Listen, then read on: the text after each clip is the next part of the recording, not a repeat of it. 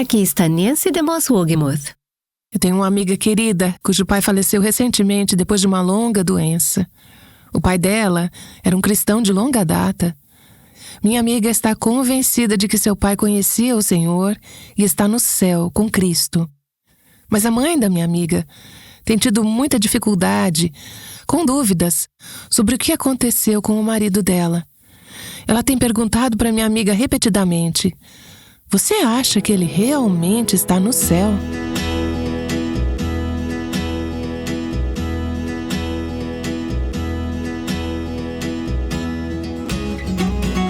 Este é o podcast Aviva Nossos Corações, com Nancy DeMoss Wogemuth, autora do livro A Sós com Deus, na voz de Renata Santos. Durante várias semanas, Nancy nos conduziu em um estudo profundo chamado Incomparável.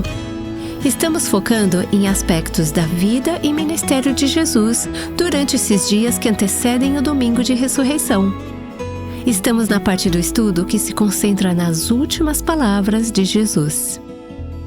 Quantas de vocês aqui já tiveram muita dificuldade, com dúvidas ou medos sobre o que acontece após a morte, seja pensando no seu próprio futuro ou de um ente querido? Alguém aqui se identifica? Muitas de nós, não é? Bem, as 7 palavras de Jesus na cruz, que estamos explorando nesta série, começaram com uma oração de perdão pelos inimigos de Jesus. Vimos isso ontem. Hoje chegamos à segunda declaração da cruz, que é uma palavra de garantia. Esta é uma palavra linda e maravilhosa que pode esclarecer dúvidas. Dúvidas sobre o que acontece após a nossa morte ou a morte de um ente querido. Vamos continuar a leitura das Escrituras hoje, a partir do ponto onde paramos ontem, no relato de Lucas 23. Vou voltar um pouco para o versículo 32 para dar o contexto para esta palavra. E também eram levados outros 2, que eram malfeitores, para serem executados com Jesus.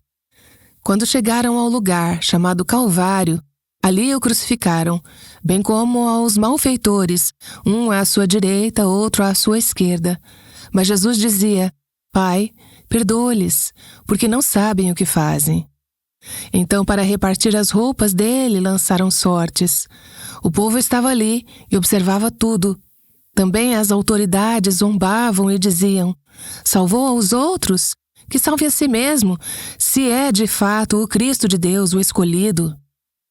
Igualmente, os soldados zombavam dele e, aproximando-se, trouxeram-lhe vinagre, dizendo: "Se você é o rei dos judeus, como diz essa placa acima da tua cabeça?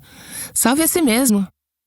Aqui temos abusos lançados contra Cristo pela multidão, pelos soldados romanos e pelos governantes religiosos. E no versículo 39, também pelos criminosos. Um dos criminosos que estavam pendurados o insultava, ou a palavra ali é blasfemava, dizendo: "Você não é o Cristo? Salve a si mesmo e a nós." No relato de Lucas, apenas um dos criminosos esclarece e ridiculariza Cristo dessa forma. Porém, se compararmos com os relatos de Mateus e Marcos, percebemos que não era só um criminoso, mas ambos escarneciam de Jesus. Também os ladrões que haviam sido crucificados com ele o insultavam. Mateus 27:44. Não era só um, mas ambos os criminosos. Nos momentos finais de sua vida, eles estavam blasfemando o único que poderia salvá-los. Mas, em algum momento, de forma inexplicável, exceto pela graça intervencionista de Deus, um desses criminosos teve uma mudança de coração. É isso que lemos em Lucas 23:40. Porém, o outro malfeitor o repreendeu, dizendo: "Você nem ao menos teme a Deus estando sob igual sentença? A nossa punição é justa, porque estamos recebendo o castigo que os nossos atos merecem. Mas este, o homem entre os 2 criminosos, não fez mal nenhum." E acrescentou: "Jesus, lembre-se de mim quando você vier no seu reino." Aqui temos uma imagem incrível da obra soberana de Deus na salvação. Como a graça de Deus penetra o coração endurecido desse homem. Deus abre os seus olhos, muda o seu coração e lhe dá o dom do arrependimento e da fé. Lembrem-se de que nenhuma de nós teria chegado a Cristo em arrependimento e fé se a graça de Deus não tivesse aberto os nossos corações, nossos olhos, nos dado esse dom do arrependimento e da fé. É uma obra soberana de Deus. Não o escolhemos, Ele nos escolheu. Vemos isso na conversão e no arrependimento desse ladrão moribundo. Quando esse ponto de mudança de coração aconteceu? O que trouxe isso? Bem, as Escrituras não nos dizem. Na providência de Deus, essas coisas geralmente são invisíveis e misteriosas. Não sabemos os trabalhos internos do Espírito em nossos corações ou no coração de outra pessoa, mas pensemos no que poderia ter influenciado esse ladrão. Havia a placa na cruz acima da cabeça de Jesus que dizia Jesus de Nazaré, o Rei dos Judeus. Isso era uma verdade.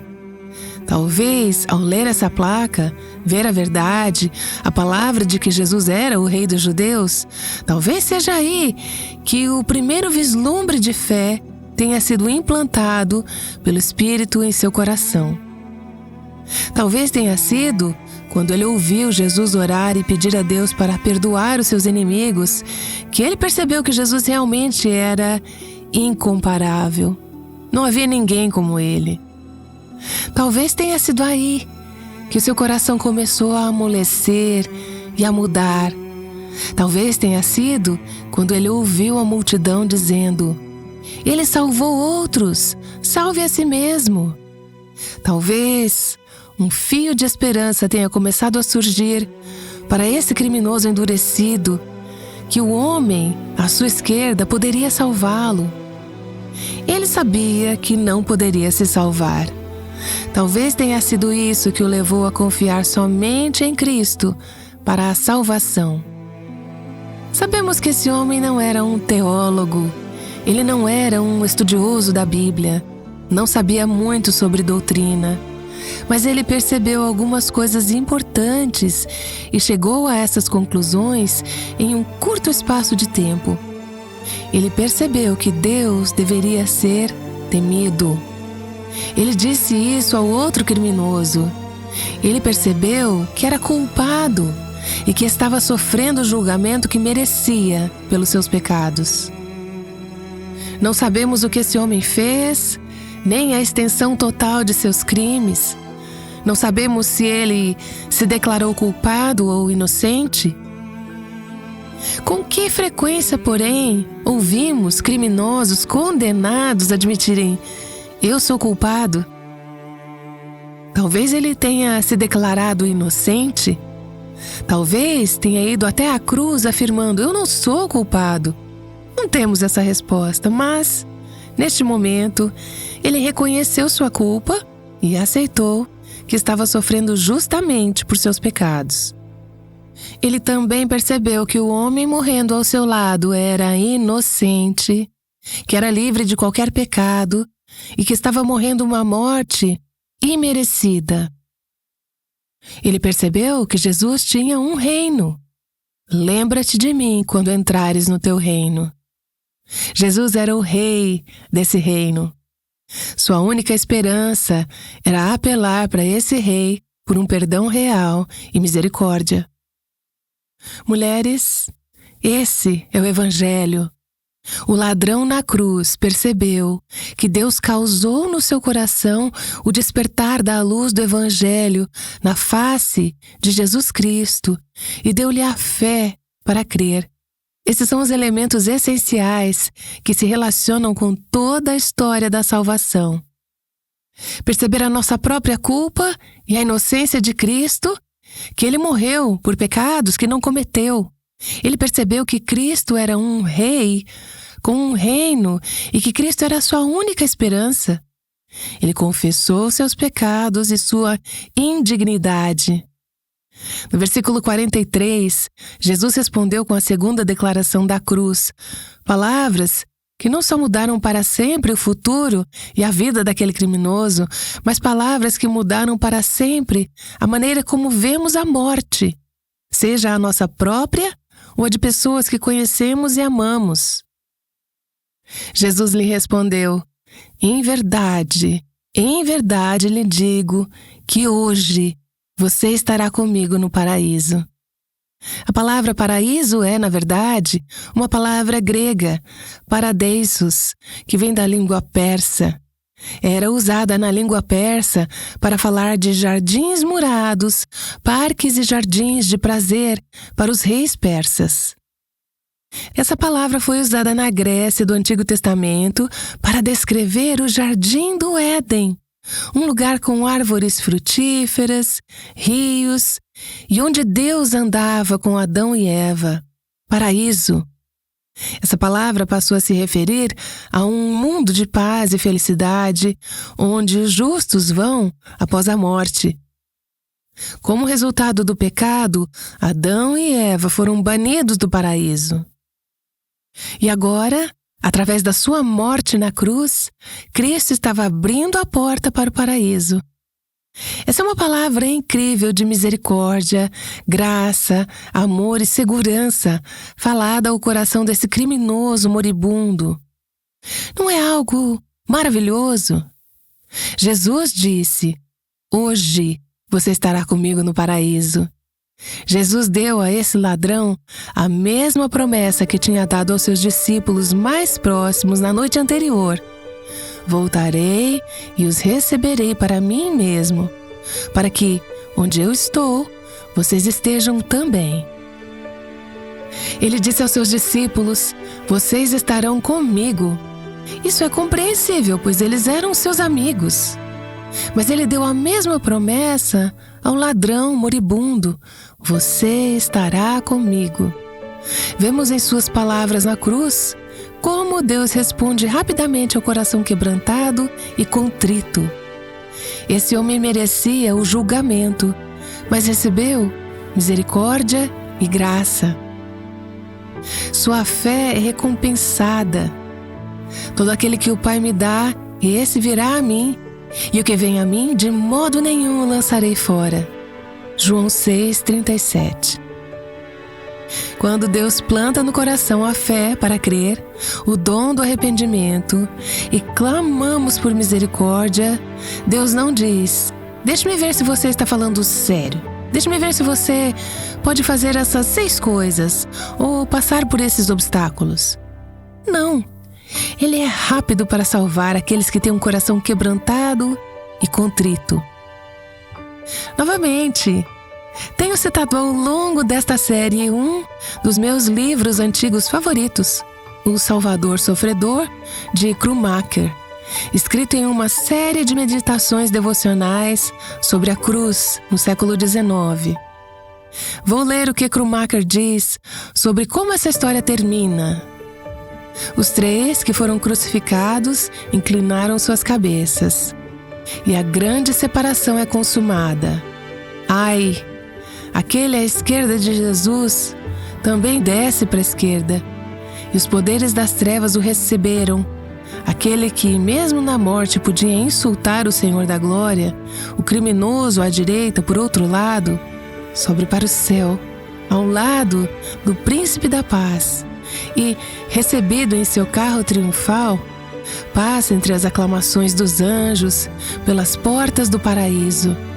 Ele foi o primeiro arauto que, ao aparecer lá, trouxe aos espíritos glorificados a notícia de que Cristo havia vencido a grande batalha de nossa redenção. Ele foi o primeiro a contar àqueles espíritos glorificados no céu: está consumado, o paraíso foi aberto, ele conquistou nossa redenção através de sua obra na cruz. E, mesmo em sua morte, aquele ladrão moribundo teve um ministério para o outro ladrão e para aqueles a quem ele foi para anunciar essa boa nova de nossa salvação no céu. Temos essa palavra que Jesus falou ao ladrão que estava morrendo ao seu lado na cruz. E que palavra maravilhosa de esperança essa palavra é, não só para o ladrão moribundo, mas para nós.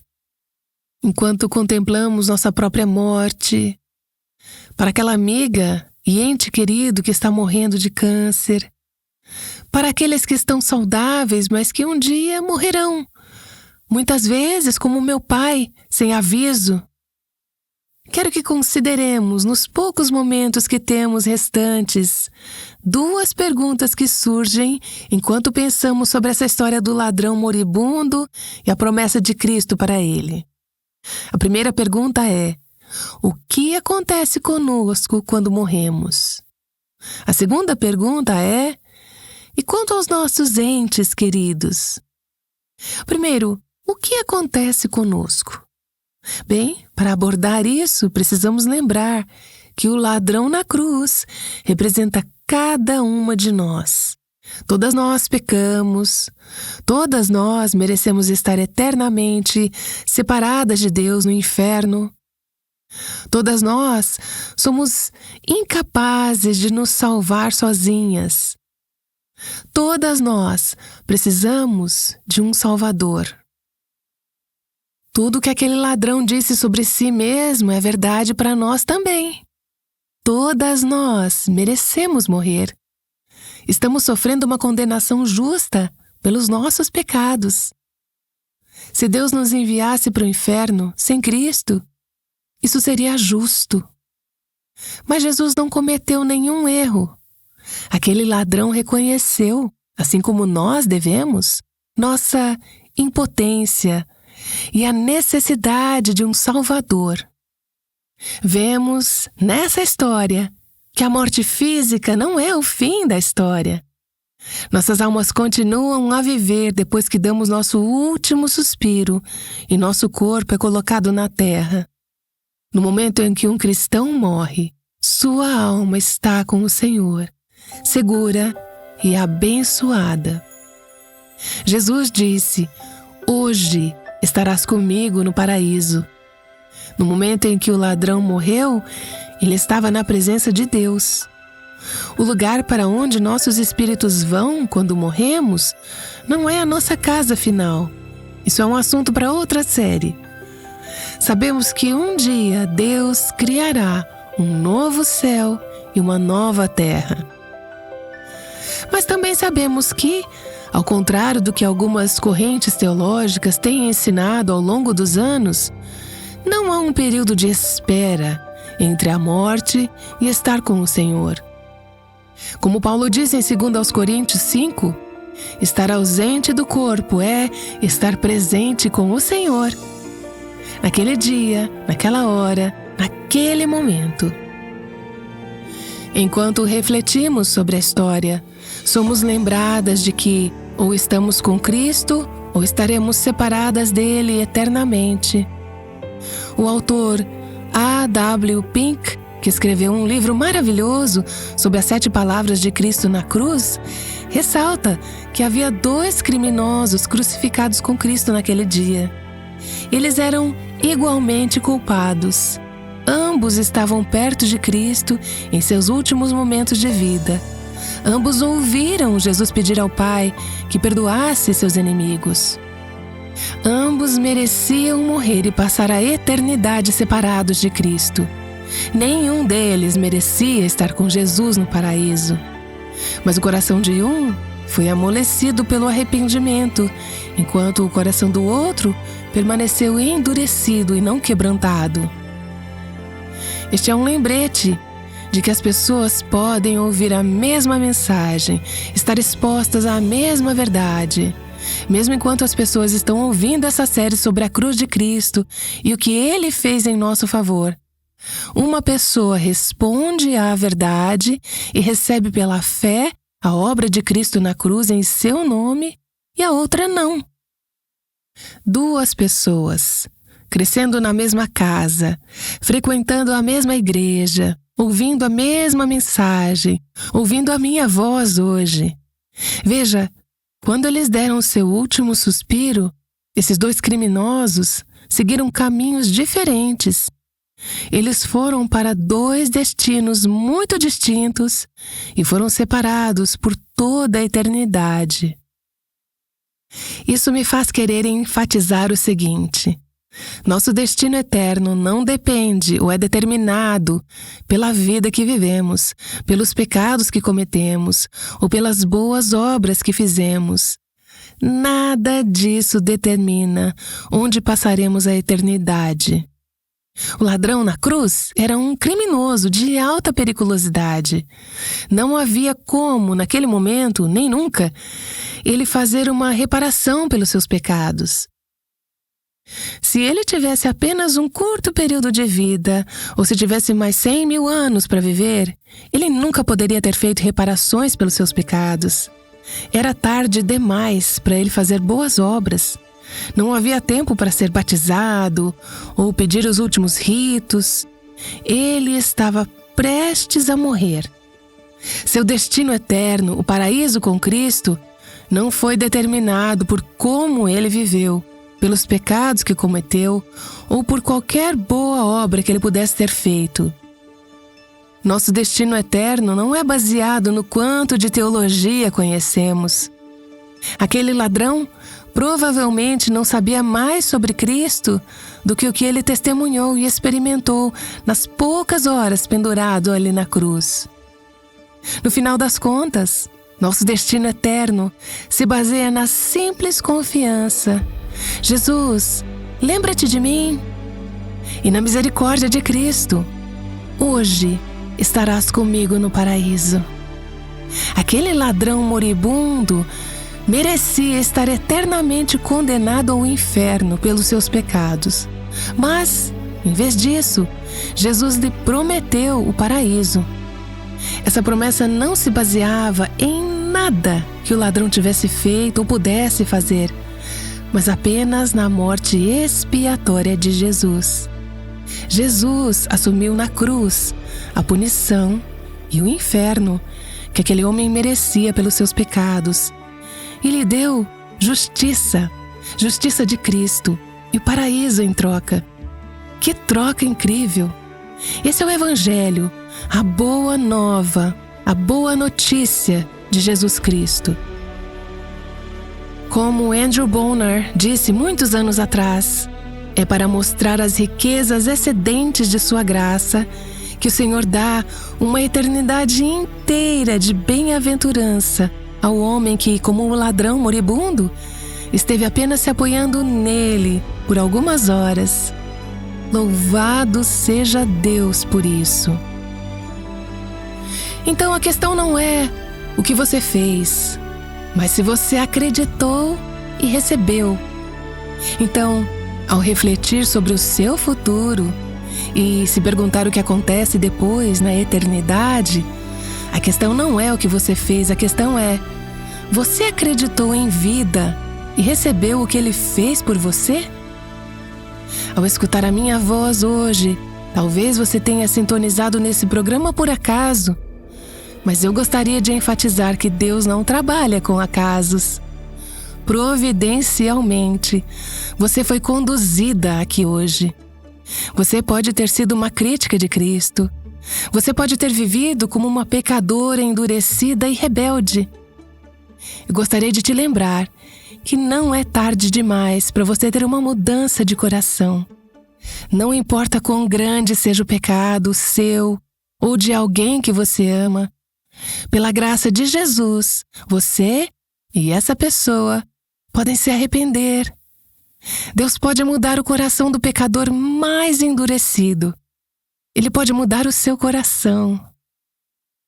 Como o compositor disse anos atrás, há uma fonte cheia de sangue extraída das veias de Emanuel, e pecadores mergulhados naquela fonte perdem todas as suas manchas de culpa.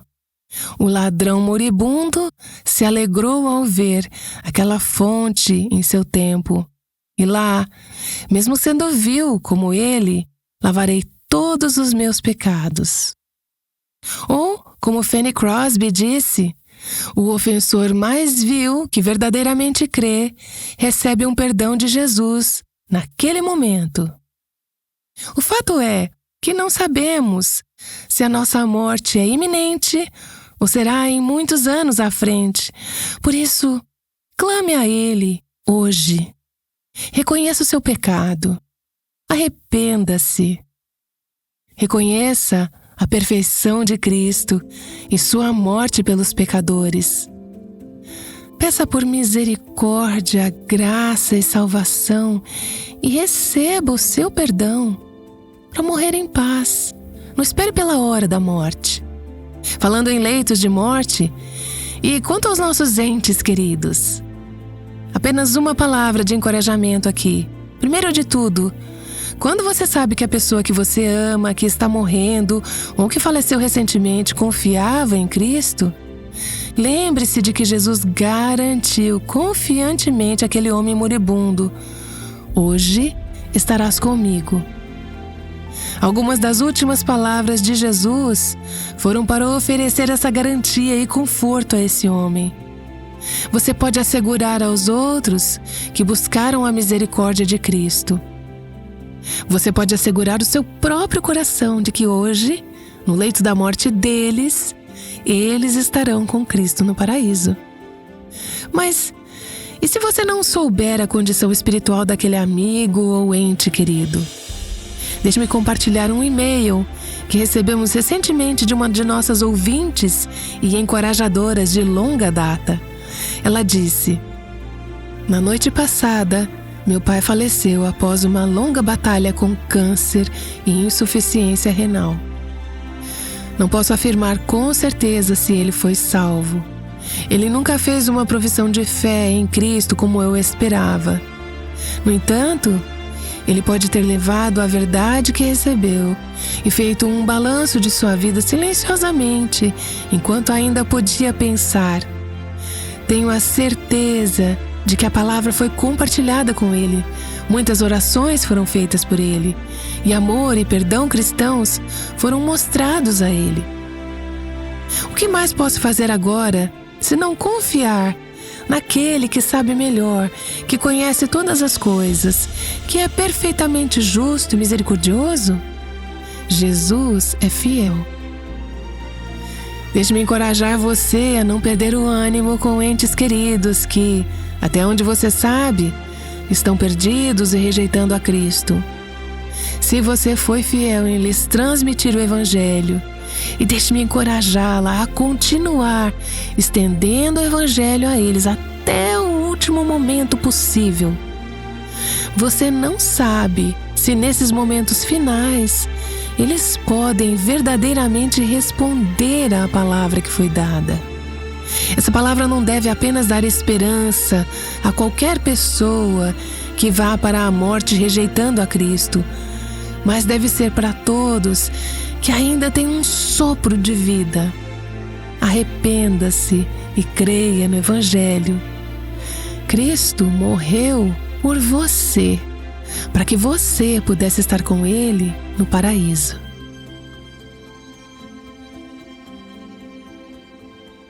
Nancy DeMoss Wolgemuth tem oferecido segurança a qualquer pessoa que tenha colocado sua fé em Jesus. Se Ele pode perdoar um ladrão na cruz, Ele perdoará você. A mensagem de hoje foi parte da série de Nancy chamada Incomparável. Se você perdeu algum episódio ou quer ouvir novamente, você pode encontrar todos os episódios no nosso site avivanossoscorações.com. Enquanto Jesus sofria na cruz, Ele dedicou tempo para um assunto muito prático.